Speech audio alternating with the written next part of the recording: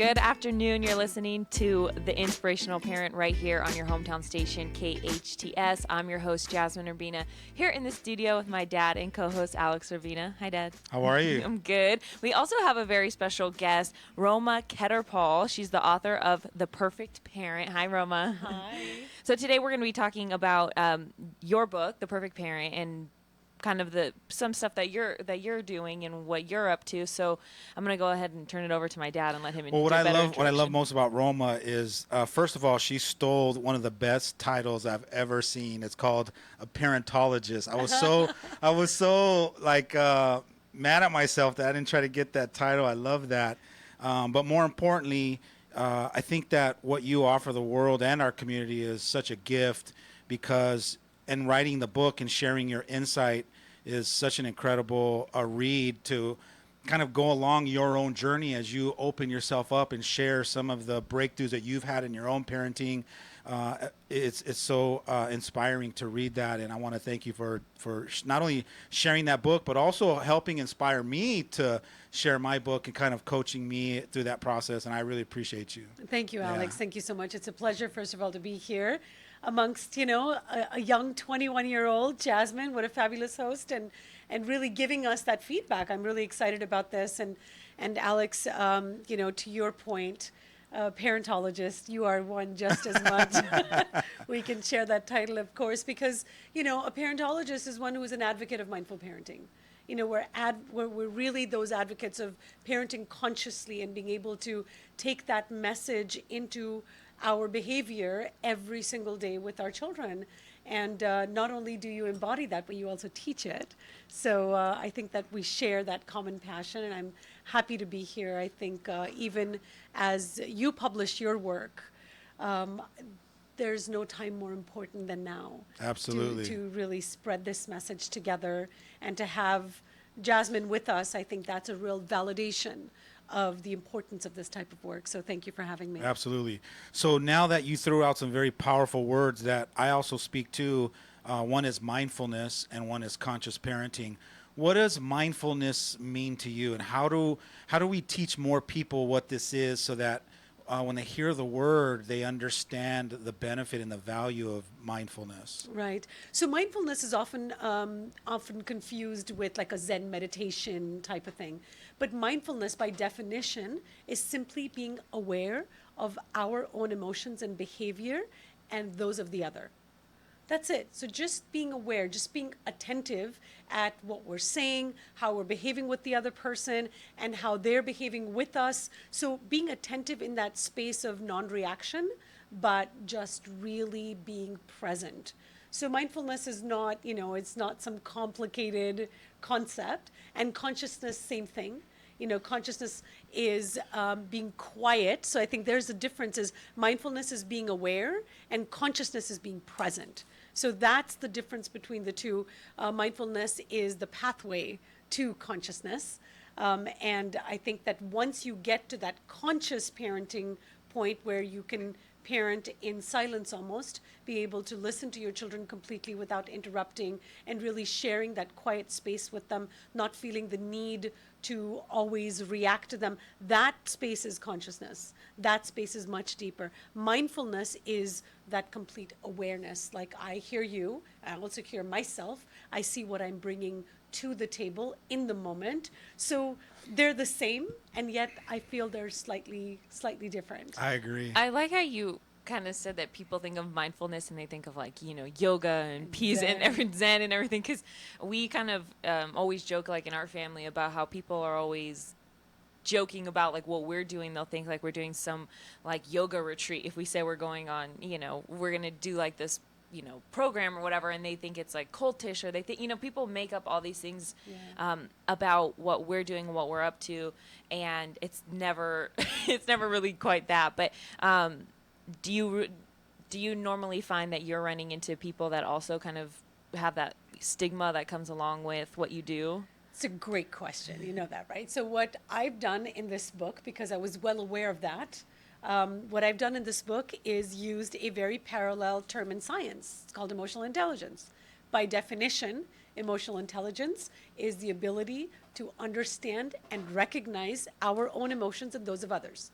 That's Dr. Daniel Goleman's work. So emotional intelligence is the same thing as mindfulness. So as I advocate my work, I say my tools are founded on emotional intelligence and mindful communication so that we can then marry the two. Because it's really exactly the same thing. If you even think about social emotional learning, these are all scientific terms. And as I teach many programs at the school district, I take that perspective, the science perspective, and then teach the same principles because it really is the same. It's just how you present it, how, what sort of platter you serve it in, depending on the audience that you have.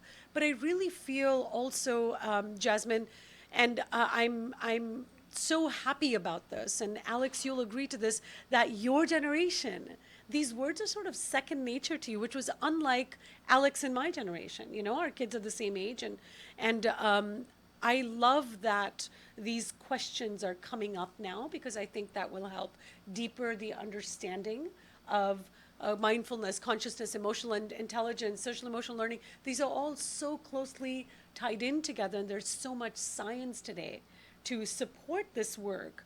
As of the last 10 years, the science of positive psychology has come to the forefront. It's, again, a new industry. 20 years, I should say. It's really come to the surface even in the world of research, and you go to all the major universities. There's not just a center for mindfulness, but there's also a center for positive psychology, like the Greater Good Science Center at UC Berkeley. We're starting to see that tapping into the science behind our goodness is supportive to the work of mindfulness and consciousness.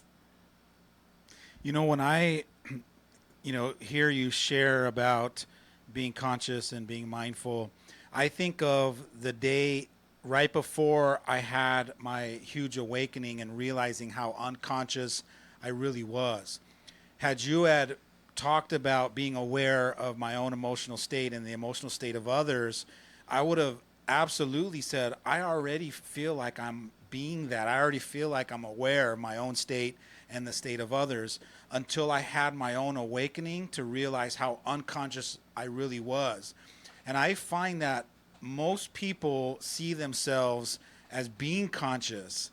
They kind of give themselves that title and just kind of don't really know the depths of how unconscious they can be, probably because they haven't either challenged themselves or haven't been challenged by something else, or maybe other kinds of learning or educational experiences. What's your take on that? So I think that having children is the best remedy for that, right? Because they will loud and clear mirror that to us. And I'll share a small example with you. My daughter was 6 years old, and we had just been through the earthquake in 92. And one of her friends was over, Ellen Funch, if she's still in Santa Clarita. We have a lot of local listeners. She was over, and they were, I could hear loud throwing sounds in their room, and I thought somebody got hurt. I heard a boom. And I ran upstairs, and they were throwing things at each other, and they were playing the earthquake game. Because they're 6 and they had just been through the earthquake, so they were sort of throwing things all over the room and pretending like there was an earthquake. So of course, as soon as I saw that, my daughter had a picture frame in her hand that she was about to throw. And so I looked at her and I said, Natasha Ketterpal, stop that right now. Someone's going to get hurt. This is not okay. Well, we're playing the earthquake game, Mommy. And so I said, all right, well, don't do that. Somebody's going to get hurt. A few minutes later, I heard another boom upstairs. So I ran back upstairs, and this time, Ellen was holding a book and about ready to throw the book. And I bent down at eye level and I said, Ellen, honey, this is not okay. Really, somebody's going to get hurt. No more earthquake game. You guys are going to have to find something else to play. So we ended that quickly. When Ellen left, my daughter was really upset, and she started nudging my son. We all know there's an underlying reason for that. And I grabbed her hand and I said, what's going on? I made eye contact with her. I said, what's going on? And she said to me, she said, Mom, you hate me. And I'm so upset at you because the way you speak to me is very insulting. And she was 5. And so I went up, I ran after her and I said, please don't say that, sweetheart. I love you. And, why would you even say that? She said, when I was about to throw something, you looked at me, and she mimicked me with her hand on her waist and eyes popping and everything. And you said, Natasha Ketterpal, stop that. You're going to get into trouble. But when Ellen was throwing the book and you caught her, you said, honey, Ellen, sweetheart, this is not okay. Your tone of voice was completely different. And that was a moment for me of, that's true. Yes, I'm aware, I'm conscious, I'm mindful, but in that moment of angst with my own child, I am not as nice as I am with somebody else's child. So it was, at that moment, I realized how important it is to be kind when we're right. Because as parents, 99.9% of the time, when we're right, we forget to be kind. We start doing the finger pointing and the hands on the waist and, the eyes popping and, we forget. And with kids, we're right a lot. So if we just dial in, if we just listen to our children, I think they quickly mirror that to us. Like, oh, you think you're conscious? You think you're mindful? Ah, look what you just did, So what I'm getting clarity even now in the moment is when think you're conscious and you're aware and you're checking in with your own state and the state of others, there might be a distinction of thinking you're aware and mindful and really conscious of yourself, but it might not be in the present moment. Mm-hmm.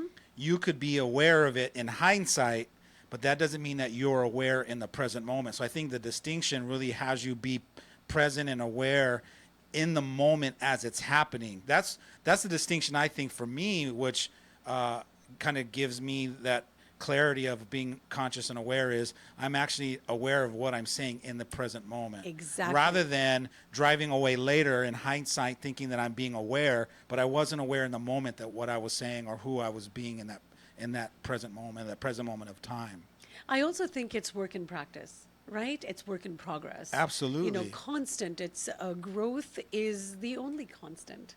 And just like we say, change is the only constant. Growth is the only constant. If we are not committed to growing, then we are not committed to understanding that change happens moment to moment. And accepting that in itself is the biggest gift as parents, as human beings, as individuals. And you're 100% right, because in that moment, you might know the information intellectually.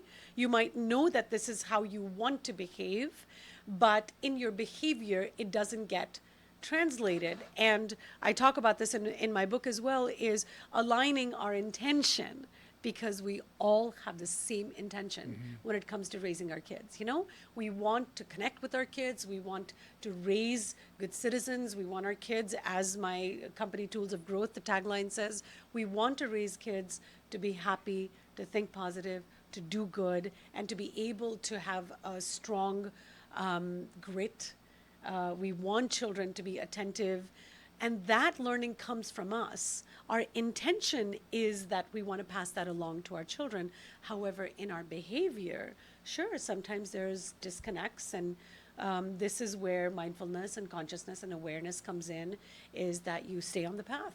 You remind yourself again and again and again that reflecting back, and that first step is listening. Had my daughter not said the words, been comfortable, trust, to say those words to me, and me have that developed a sense of understanding and relationship with her to stop and listen and say, you know what, you have a really good point. You're 100% right. I am so sorry. I was nicer to Ellen. So to my daughter in that moment, it became less of an issue of what I said. They knew what they were doing was wrong, but it was how I said it.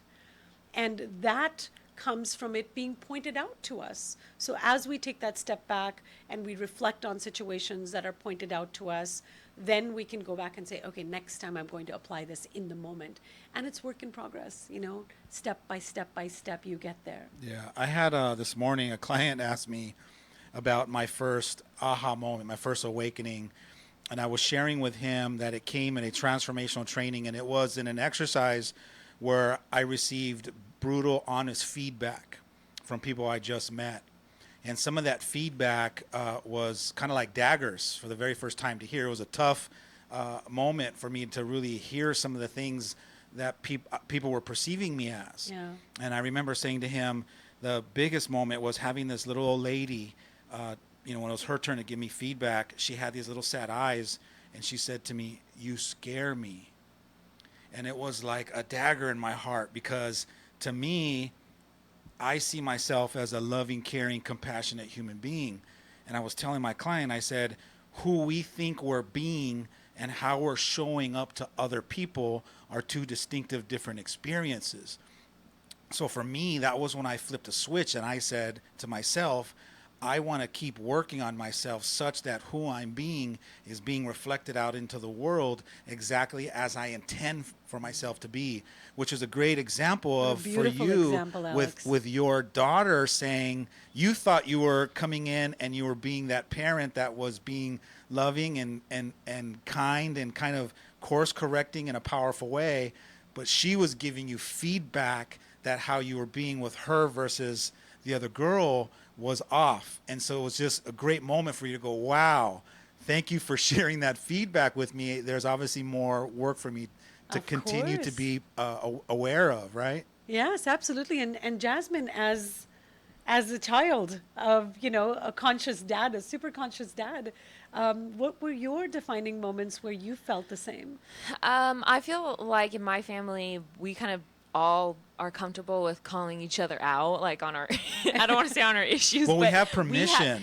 There's permission in our family to hold each other accountable. yeah, so in that, it's like every day, no matter what you do, if you breathe wrong, it's like somebody uses it to point out that you could be better in that moment. And so for me, sometimes it's really frustrating, and I'm sure for everybody, it's really frustrating when every single day somebody's telling you or reminding you of your worst qualities. And sometimes I get mad about that, but I can see, after an hour or so after I'm done being upset about it, I can see the value in being young and being told what I kind of like I've already asked my family, hey, if you guys notice me doing this, point it out. But if they're pointing out every day, I forget that Right. I have an ego too, and I have emotions that don't want to face that. So, but I am very lucky because I've been doing this since I was 12 or 13 years old. So I just am so glad that I don't have to or hopefully won't have to one day be 30 or 40 years old and look and have that awakening moment and say, oh my gosh, I can't believe all these years that's how I was showing up when I never really meant to be like that. So Right. right now I have to go through some, a couple of probably challenging years of people calling me out on all the things that I would like to better myself in. But sometimes it's hard. Sometimes I want to just yell at them and say you're wrong Of and course. shut everybody out. But like I said, it's constant. If I didn't have them, I probably would show up more so in that way than I would like. To your point, my daughter once said to me, just maybe 2 or 3 years ago, it's hard enough that you've taught us to go within and be aware, and that keeps constantly coming up for us and showing up for us internally. Then to have you point that out, to your point, you point that out on top of that, sometimes makes me just want to shut down. And so it's really interesting that, yeah, And I think it's important too to be conscious about how you're pointing it out, of because a lot of course. times if you are just saying it just to say it, and then I storm off in my room and I hear, my dad say, "What? I thought she wanted me to tell her every time she had an attitude." But the way you're saying it, or the way that you're trying to remind me might not be effective. That goes back to the 6-year-old, right? That goes back to my 6-year-old Oh, Yeah. daughter right. when she said, you were so nice to her. Like all she meant was, yes, you're my mom and you should draw the boundaries and correct and safety and all of that. But you could say it kindly. You could be nicer about it. So, yeah, I Yeah, understand. and It's constant, learning for us too. And when it comes to feedback, there's a powerful way for you, or ways for you, to articulate the feedback. For example, instead of projecting what you think is the truth about what happened, you can simply shift that by saying, my experience of you is that you're upset and that you're projecting that onto me. Because if you soften it with, it's my experience, you're not telling them that that's the truth. You're just telling them that that's your experience. It's how you're perceiving it. My kids can see right through that, Alex. Oh, They'll yeah? say, bring it on, Mom.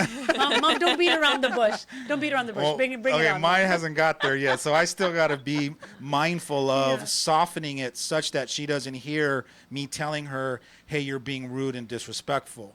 So I have to still be mindful, aware, and it also depends on how they walk in the house.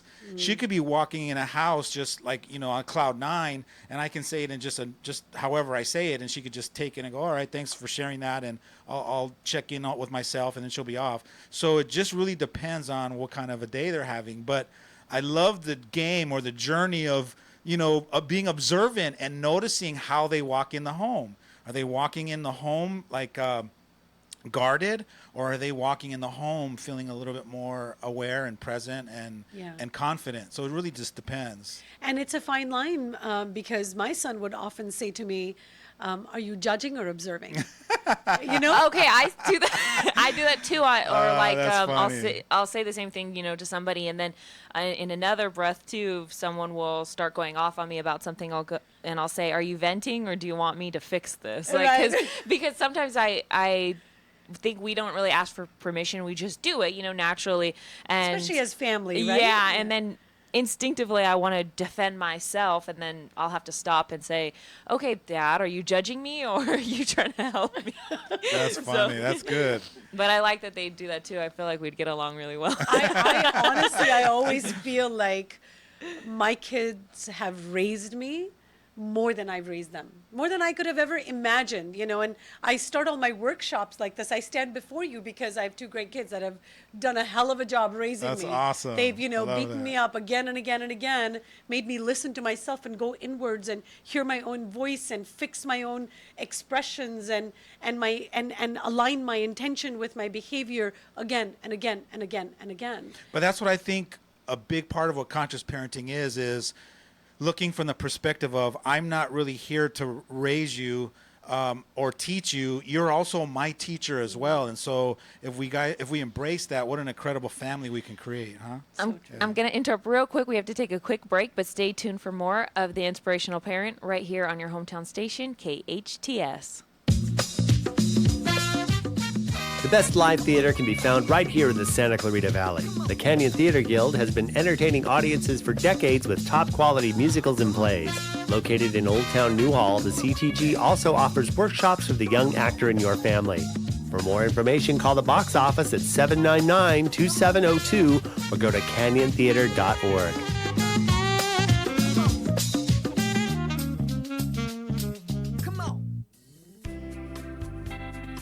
Drugs or alcohol abuse can tear a family apart. In Santa Clarita, just like everywhere else, it's an epidemic. The Way Out Recovery is here to help. Call them now at 296-4444 or visit them on the web at thewayoutrocoveryscv.com. The Way Out offers outpatient treatment for adolescents, adults, and family members. The Way Out is compassionate, caring, professional, and confidential.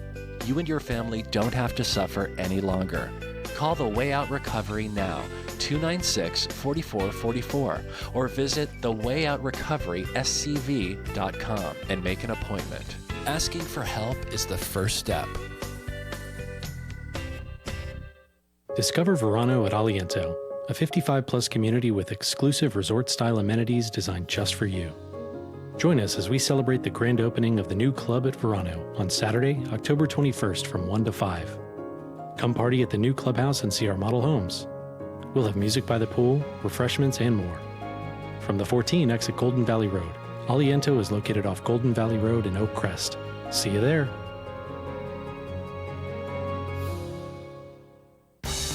All-Star Sports Grills is the best place in town to catch a Dodger game on one of their 17 screens and choose a cold one from 23 different tap beers. All-Star Sports Grills prides itself on their fresh, made-to-order menu, including half-pound Angus burgers. Enjoy an All-Star comedy show the fourth Wednesday of the month. All-Star Sports has a pets-friendly and smoking patio. All-Star Sports Grills on Bouquet Canyon, north of Plum Canyon. There's only one Santa Clarita plastic surgeon who is Yale trained and board certified, Dr. Justin Heller. To be a board certified plastic surgeon like myself, what that truly entails is about 5 to 7 years of honed surgical training in reconstructive, all areas, as well as aesthetics, which means your facelifts, your breast augmentations, your body contouring, true training, and board certification. In fact, that's the only board certified area that can be achieved in this realm. Dr. Justin Heller, warm, understanding, always available for guidance because he's local. HellerPlasticSurgery.com. Hometown. Your hometown station.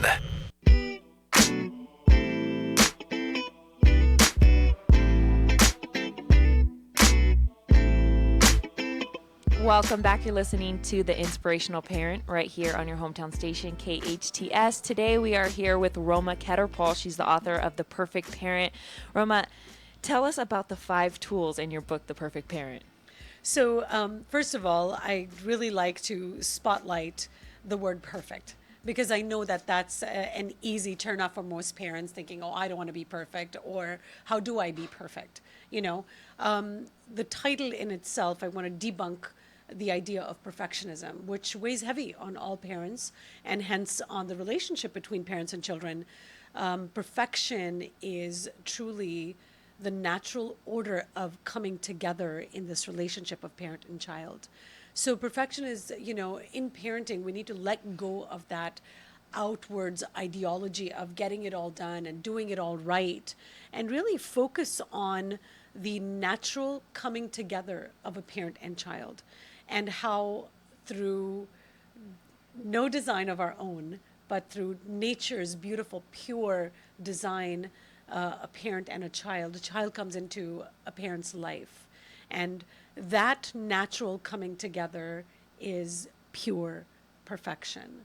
And if you look at it, even on your worst parenting day, where you want to completely disown your child and throw them over the fence, if you will, and I gave you a lineup of children and said, you know what, pick a different one, we would still pick our own.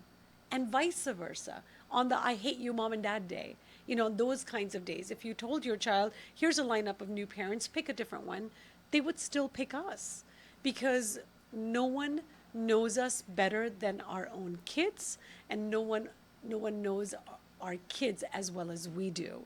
So that right there is the only perfection that we should embrace and have as a notch under our belt, knowing that we are the perfect parents for our child. We know them best. And yes, we can get parenting advice from here and there, but we have to morph that into what works best for our child.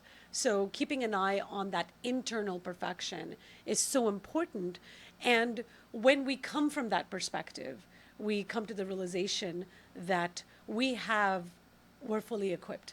We have all these tools within ourselves. If we embrace our own perfection, we can then extract 5 tools from our inner perfection, which is a tagline, to connect with our kids. So the first tool is honorable parenting. And honorable parenting is the accept and respect part, the foundation of accepting our children as they are, accepting their feelings, accepting their personality, and really respecting it.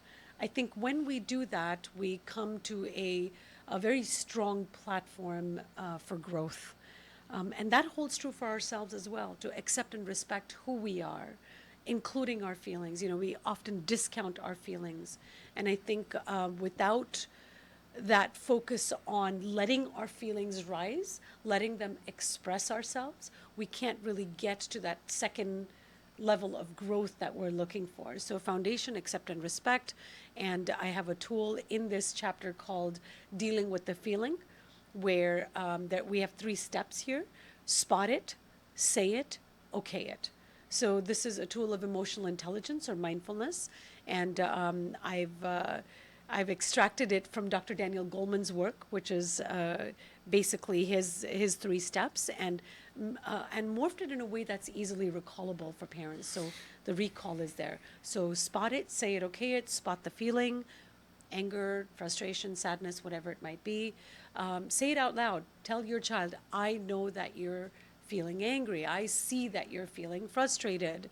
When we say that, then we build their emotional vocabulary. so that their behavior, their feelings don't get translated directly into behavior, that they're able to verbalize it on the way. And then that helps us as parents. And you okay it. And so spot it, say it, and then okay it. I understand how you're feeling. When I was a child and this happened with me, or when I was your age and I got a really bad grade on a chemistry test that I worked really hard on, I felt the same way. I was frustrated too. And I came home and I, messed up my room and I threw things around because I was really frustrated. So letting your child know that it's okay, and then inviting them to just sit in the feeling and saying, okay, this is the way it is. This is how you're feeling. I can either sit with you or you can sit on your own. That is accept and respect, truly, because it's not just our personality and our surface feelings, but that frequency of the feeling as it arises, to be able to accept it, to sit with it, and to let it pass. Dr. Daniel Siegel at the Mindsight Institute at UCLA, he advocates using the word feeling before the emotion itself. So I am feeling angry. I see that you're feeling angry, instead of I am angry, or you are frustrated. I see that you are feeling frustrated. That helps children understand that feelings are like waves. They will come and go. It's a feeling. It will come and it go. It will come and it will pass. So really helping them isolate that from. I like that. Sorry, I didn't mean to cut you off. No, it's I fine. really like the it's just, there's something different about somebody saying, why are you so mad? Or I see that you're mad. I see that you're angry. But there's something about saying, it's kind of like if you say feeling in front, it like breaks, it like softens the blow a little bit. It separates the feeling from who you are. Yeah, because I don't want somebody to be if I'm angry or I'm feeling angry, I don't want someone to be pointing out how angry I am. You also got to remember that we're so powerful as human beings that we affirm people with our words. So if you're telling someone as though it's the truth that you're angry, then I'm negatively affirming that you as a human being are angry, rather than you're just experiencing anger. It separates, like you said, who I am versus what I'm choosing to feel in this moment. And how many times, Alex, as parents, that we say to our children, I see that you're feeling angry, or I see that you're angry, whatever we use, the correct way would be, I see that you're feeling angry. And they come back and say, I'm not feeling angry. I'm really frustrated. So it also helps them discover and really come to their own feelings. Yeah, well, it makes them reflect on themselves to go, wait a minute, am I angry? And then they go, no, I'm not angry. Don't tell me I'm angry. That's right. That's right. Don't tell me I'm That's angry. Right. I'm mad or pissed or frustrated. It helps them be. get clear about what they actually are feeling, and then it gives them an opening for them to actually now tell you and articulate how they actually truly are feeling. And I think the accepting part is really important, because I've said this 100 times, especially on air, that even now to this day, but more so when I was younger, I needed my feelings to be validated, to feel like it was okay to feel that way. So if I was upset or I was sad or angry and somebody was trying to resist that and not letting me feel that way, it's just going to make me hold it in longer until I explode. So, growing up, when I was really young, there was no crying. My grandma would say, why are you crying? Oh, my sister hit me. Well, hit her back. Or, there was a lot of like toughness until I got older. And my mom and dad said, if you want to cry, cry. Right. That's okay. Go sit down, cry right here. It doesn't matter, but it was sometimes in those moments where if we were at a family party or something happened and my mom, maybe doesn't want to feel embarrassed, so she pulls you to the side and tells you to cry somewhere else, but there was a lot of times where I would just sit on my mom or my dad's lap and I would just cry. Yeah. Even if we were in public and my parents said, what, that's fine, let her cry, she's obviously emotional. But I think of those moments when I want to hold back my tears and I want to be strong and I want to be tough, and I think of all those times, I'm going to cry now. I think of all those times that my mom and dad had to either go through embarrassment or some type of, stigma or rumors or whatever, just so that I can, grow with emotional intelligence. Yes, and emotions are meant to be expressed. Emotion, energy in motion. It's an energy. It's a frequency that's rising in your body. We, as parents, the biggest gift we can give our kids is to have them recognize how strong that vibration is, how soft it is, how scattering it is, how open it is, how closing it is, so that they can actually be comfortable with expressing those emotions and letting that energy out of their system, because we know what happens with bottling up emotions is it plants a seed somewhere else that sits in our subconscious that will end up surfacing somewhere or another. You know, I think that was just my biggest breakthrough as I'm having my own awakening in my early 20s is the time that I'm parenting my kids and I'm having those aha moments where I'm realizing for the very first time that it's okay to feel your feelings. And then I had to retrain myself to what feelings meant. And I had to retrain myself to realize that feelings are healing. And if you give yourself permission to feel them, you actually learn how to flush it out and surrender and let feelings come through you rather than holding on to them and stuffing them. I really got clear that by stuffing them, all you're doing is suppressing it until one day something gets you upset, and then somebody gets the explosion and the wrath of 20 times that you've stuffed. And so I just got clear that it was about allowing yourself to free that space up. And so then that's how me and my wife started parenting our kids. It was a learning curve that happened a little bit later, but I'm glad that it happened because now I'm confident that I have kids that when my grandkids are being raised, that they're going to have that loving, free space to be able to feel their emotions in a healthy way, such that they become confident human beings. So important, because if we don't have that platform for expression, then we lose connection. We lose connection, because how many times do parents tell children, why do you have an attitude? It's a question that they can't answer. There's so many layers to that. I have an attitude now because my brother picked on me when I walked in the door, but right before that, when I was walking down the street, somebody actually threw something at me, and they've been trying to bully me since school. And right before that, my teacher gave me a D grade for a test that I really tried hard for. So you add all that up and say, what do you have an attitude for? Without being able to express emotions, you can't go backwards and unpeel the layers. So that's the first step. And that helps us be more conscious. That helps us be more, it's work in progress. It helps us be more aware, and it really helps us to get into that quiet space and start to feel. Otherwise, we're just a ball of emotions, constant. It's this energy that's constantly moving within us, and it's a cyclone. We keep layering it over and over and over again. I agree. I also think, going back to what you said about the layering, is I think when you're young, teenagers have this whole you guys have attitude and everything, and it's because we don't know how to control those emotions yet. And I really identify with what you said. Somebody could say, what's your problem? And I'm like, right now or in general? Because I could go on forever. Yeah. So I really identify with that, and I realize that a lot of adults now, they're so able to be calm and fine because, and maybe at work they can keep it together, but when they go home, they take it out on their wife or their kids or their husbands or whatever. And it doesn't really seem fair to me to push it on to other people when I could just in the moment get it out now and we can clean it up. So I do that because that's how I was raised. And then I realized that a lot of other people in the community and in the world are not like that. So to them, it looks like I'm just having this mental breakdown in front of them. But I would love to see a time where we could get to that place so that I don't feel like I'm the, crazy emotional Yeah, and I one. think as parents, if we just listen to our children, my son was 11, he was on the bus, and he threw a CD across the bus to a friend who wanted the CD. And so he got suspended from the bus for a couple days or something. And he was very happy. I was the one who got the punishment because he was like, well, this is great. I don't like going on the bus anyways, right? So, of course, I'm commuting back and forth with him. And that first moment when I brought him home, I said, what were you thinking? No answer. What were you thinking? No answer. I said, Navin, answer me. What were you thinking? And he just looks at me with this baffled face, and he said, do you think I was thinking in that moment? And I thought, great answer.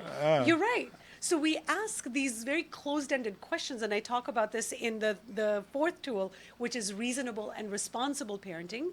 Reason able and response able. How can we reason with our kids instead of arguing? How can we shift an argument into a reasoning? And response able, being able to respond instead of react, is not asking your kids closed-ended questions. and really evaluating what were you thinking, what's wrong with you, what's your problem, why do you have an attitude. Any age group person, especially children, young children, and then you take it into teenage years, children that have so many layers of emotions going on, they're not going to be able to answer that. So don't ask those closed-ended questions that you basically end up at a dead end. It's funny because earlier on in my unconscious parenting, I would ask questions like, "Why would you do that?" Exactly. Great example. Or I would, and this is even damaging. What's wrong with you? Right. As I started to be more aware and more conscious in that awakening, I started to ask questions like, "What did you learn? What did you notice? So more of like observing, like giving them open-ended questions for them to reflect on, to see if they can find their own answer out of whatever the experience was." But you asked, like my son, he got most of that parenting, the brunt of it, the conscious parenting, and like he was kind of like the lab rat that got all the questioning. But you ask him to this day, what's the one thing I ask him when he would make a mistake, and he would say that I would ask him, "What did you learn?" And I'm glad that he takes that into his own life, because it's now part of his wiring that when he's having these experiences, he's asking himself, okay, what am I learning from this? He's trying to figure out what to make sense out of what he's experiencing. It puts him into that question to really kind of make sense of what story he's making up as well. It's so important to dial into what is effective for children, as parents. With my son, he was very impulsive when he was young, as I told you about the bus story. And so what I would do, and he hated to write, so I would make him write it so that he would then think about it twice before doing it, because not only would he get into trouble, but he would actually have to sit and write it and say, basically, what did I learn from this? And for me, it started out as a tool to kind of really corner him to stop and slow down and, self-reflect, go inwards. But it actually became therapy for him. As he got older, even in college, when he got a couple of, he dropped a few classes and we had to talk to him about that, he actually sat down and wrote down, what am I learning from this? And it's such a great tool to be able to have children self-reflect on what's the learning lesson. Okay, this is done. You did it, but what's the learning lesson from this? And have them either say it out loud or write it down. I think it's so important. Yeah, it's just like journaling. At the end of your night, you sit down before you go to bed and journal out what the learning lessons were, or what opened up for you, or what you realized in that process. Yeah, I kind of do that sometimes when I'm checking in with myself. But the best part is looking back. And so I look back a couple months before, and sometimes I look at the issue in that 2 months ago, and I'm like, I'm still doing this right now. So it's really good to see it, and then I kind of beat myself up a little bit. Do you write it down somewhere, or you just know it? No, in my journal. In I'll your go journal. back Perfect. 3 months ago, and the same scenario is kind of playing out current in my life, that I'm kind of just, I want to laugh, but I also beat myself up a little bit, why are you here again? So it's really cool to go back and see that experience, and then this time I'm like, okay, I know how I'm going to handle it, or I know how I want to handle it, or how I wanted to handle it after that session ended. So for me, I know journaling takes a lot of time, and that's why I don't always do it, but I can see the value in, even if your son had written it down on a piece of paper and found it 2 years later or something and sees it, I'm sure there's a lot of hidden messages in there for him. I actually like that, because if you think about it, in business, we write down certain things to document, to try to track our progress. Mm-hmm. So and essentially what you're doing is you're just going back to reread some things to see if you're actually progressing or not. And if we're not writing it down, it's almost like our ego can conveniently forget that we did what we said we weren't going to do anymore, right? Conveniently, we just all of a sudden are pretending either not to know, or we forget, and then we're not changing, we're not growing at all. It also helps us spotlight what we really need to work on. Because when we're hitting replay on something unconsciously, then we really need to go back and say, okay, well, I've hit replay twice, 3 times, 4 times. What is the seed of this? What lies underneath it?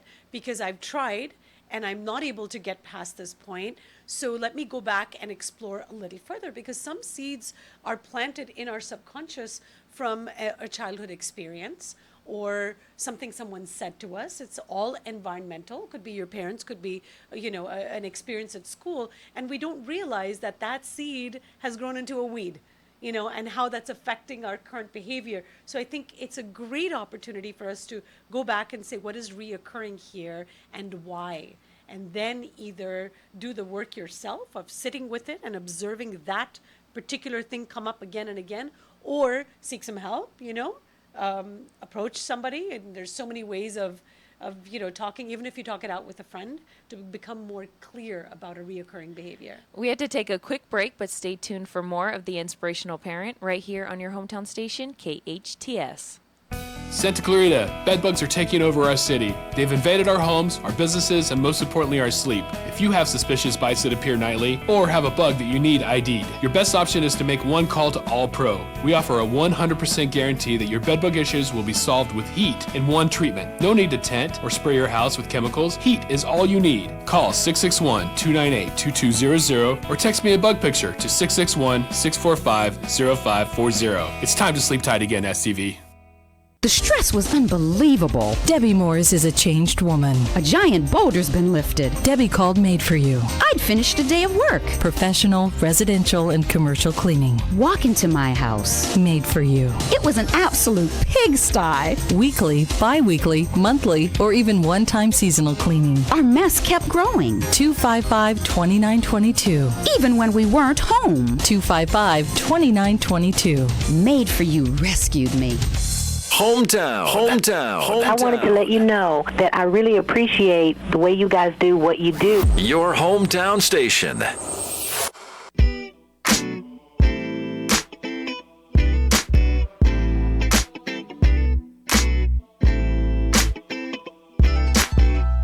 Welcome back. You're listening to the Inspirational Parent right here on your hometown station, KHTS. Today we have a special guest, Roma Ketterpal, author of The Perfect Parent. "Quote unquote," the perfect parent. And before we leave, we wanted to talk about the generations of younger parents and older parents, and I want to first get some plus and minuses from you guys, and then I'm gonna make a decision which one's better. Better for me. Okay, better for me. You're forward thinking, so.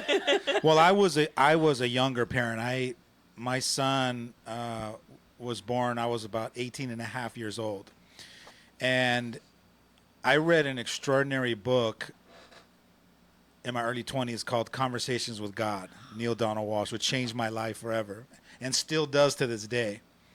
And I read somewhere about these super societies of highly conscious tribes that young people don't raise kids. The young people in those societies have the kids, and then the adults raise them because they're wise and they've developed the innate ability to be that loving, open space for those children to develop in a healthy way.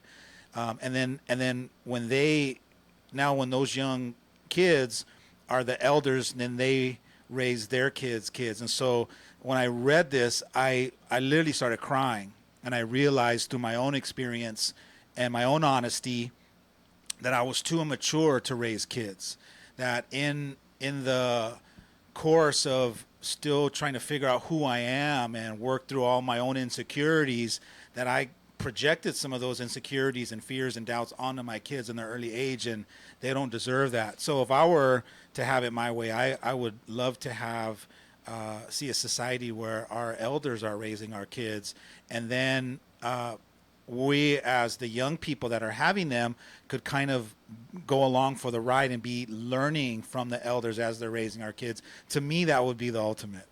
Yeah, because it's a combination of the experience, right, that the elder might have, and your openness, which the elder might not have. Yeah. So unless you're raised with conscious parents already modeling that for you, then by the time you're ready to have kids, and your early 20s, you've already worked out all of those insecurities and learn how to self-love and accept yourself, and you got a good solid foundation to now empower your Isn't kids. it always work in progress though? Because Absolutely. I feel like when parents Absolutely. are older, then they are a little more set in their ways. They're a little more rigid in their ways, and it's harder for them to peel off the layers and then parent. Whereas if you're younger, you're growing with your child. So there's plus and minus to both, right? There is, but you take that hybrid, now you got them together. Andrew's laughing at me because I Jasmine. don't like the idea of someone else raising my kid, but I don't like the idea also of being young and I guess I like the But idea of being young and you're making that developing. decision based on what you've already experienced. Yeah, but if you were this is born for- into a culture already like that, you wouldn't know the difference. But I could also see being born into a culture like that and having someone who's older being really set in their ways and being more bossy or controlling style parenting versus the coaching style parenting, which I see as a let's grow together and let's do this together, like how Roma was saying that your kids raised you. I like that. I want my kids to influence the way I'm raising them. I don't want to be the controlling, overbearing one. So, But as long as you stay open-minded and mindful, you will see that perspective. yeah, so I'll let you guys know. I think just later. lead. I think the best way is to just let the kids lead the way. No matter what age the parent is, if we dial in, we tune in, then we're actually following their lead and drawing the boundaries where we need to, and then stepping back, doing this, what I call guide and step aside. I don't know. I still need some time to think about it, but I really do like, both of you being young parents. I'm looking at it thinking, well, you turned out fine. Your kids turned out fine. So, I think it's more of one of those, like how you're saying with your, story of the perfect parent coming to life it is what it is. It's going to, you already have what it is. So I guess it doesn't really matter what age. There's always going to be the plus and minuses for both. I like it. Is that it? Are we out? Are we out of We're time? out of time. Thank you so much for joining us today on The Inspirational Parent. We're here every Friday from 12 to 1 p.m. right here on your hometown station, KHTS.